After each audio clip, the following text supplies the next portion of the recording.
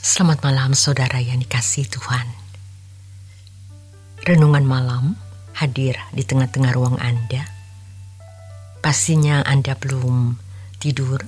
Mari kita renungkan kebenaran firman Tuhan dengan topik menggapai puncak kesempurnaan dari Pendeta Dr. Erastus Sabdono bersama saya Yohana Ibrahim. Saudara, prinsip penting yang kita harus selalu ingat dan jangan kita disesatkan oleh pengajaran doktrin siapapun dan dari manapun, bahwa sesungguhnya kita ini makhluk yang diberi Tuhan kebebasan untuk menentukan keadaan kekal kita.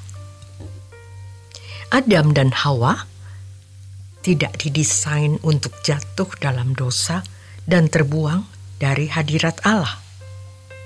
Kalau Adam dan Hawa terbuang dari hadirat Allah, itu karena keputusan dan pilihan Adam dan Hawa. Fakta ini sudah jelas memberi peta kehidupan. Jangan sampai hal ini diubah atau diganti. Alkitab adalah kebenaran yang mengemukakan fakta ini. Kita diberi Tuhan kendali dalam tatanan Allah. Apa yang ditabur orang, itu juga yang dituai. Dengan kehendak bebas yang kita miliki, kita bisa mengisi dan mengarahkan ambisi kita sesuai dengan keinginan atau kehendak kita sendiri. Bukan keinginan atau kehendak Allah, karena Allah memberi kita kebebasan. Apakah mengisi dan mengarahkan ambisi kita ke kanan atau ke kiri, ke bawah atau ke atas? Menghayati dan menyadari betapa tragisnya hidup manusia datang dan pergi seperti uap. Betapa kita harus serius mengisi ambisi kita ini. Kalau kita datang dan pergi seperti manusia lain yang terbuang ke dalam api kekal, dan untuk apa kita menjadi manusia? Betapa celaka manusia yang datang di bumi tanpa melakukan kehendak Allah. Hidup untuk kesukaan kesenangan diri sendiri, lalu pergi begitu saja. Lebih baik tidak pernah hidup, atau lebih baik tidak pernah dihadirkan. Hal ini benar-benar mengerikan. Mestinya jiwa kita tergetarkan oleh realitas ini. Karenanya kita harus mengisi ambisi dan mengarahkan ambisi kita ini ke arah yang benar. Tentu jawabnya adalah ke arah Tuhan. Masalahnya, ke arah Tuhan itu apa dan bagaimana?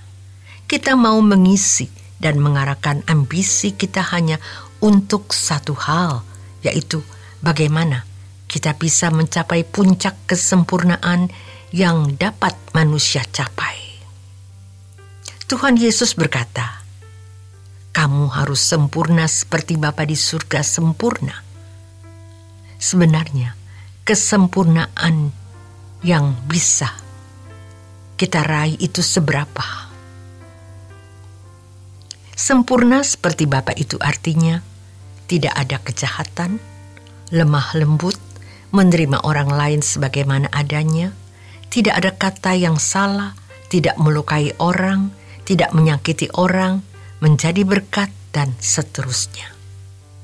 Dari hal kecil sampai hal besar. Bagaimana kita bisa mencapai puncak kesempurnaan itu? Apakah mungkin?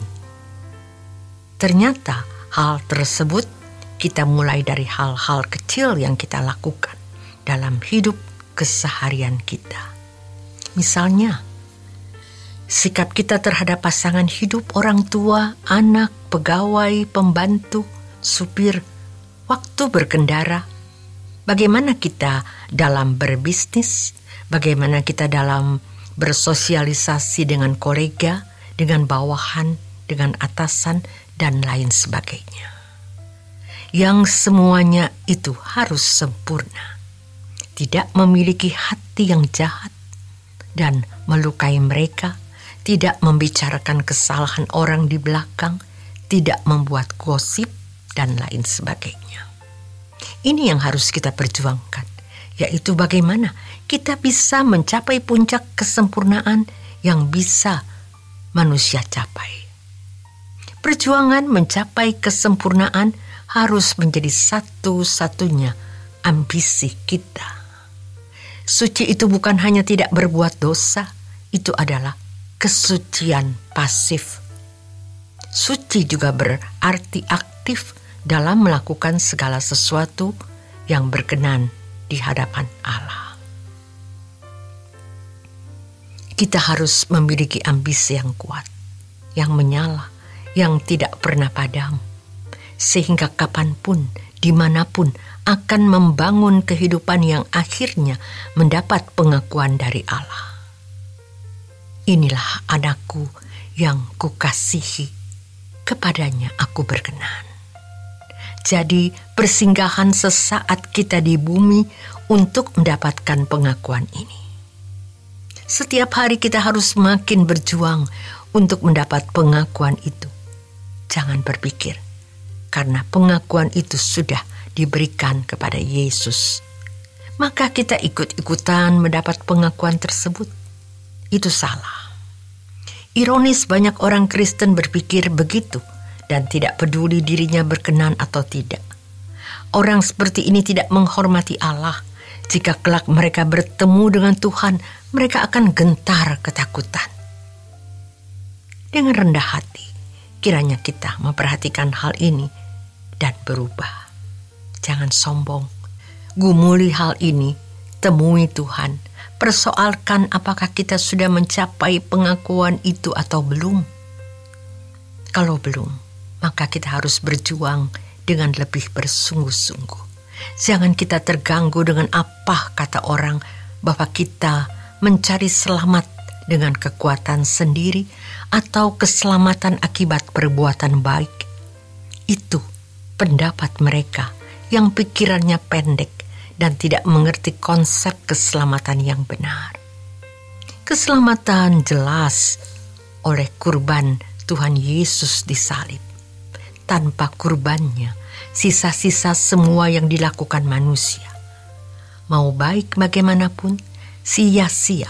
Tetapi dengan adanya kurban Yesus, kita punya tanggung jawab untuk dimuridkan, diproses, bertumbuh dewasa, dan berubah menjadi sempurna seperti Bapa.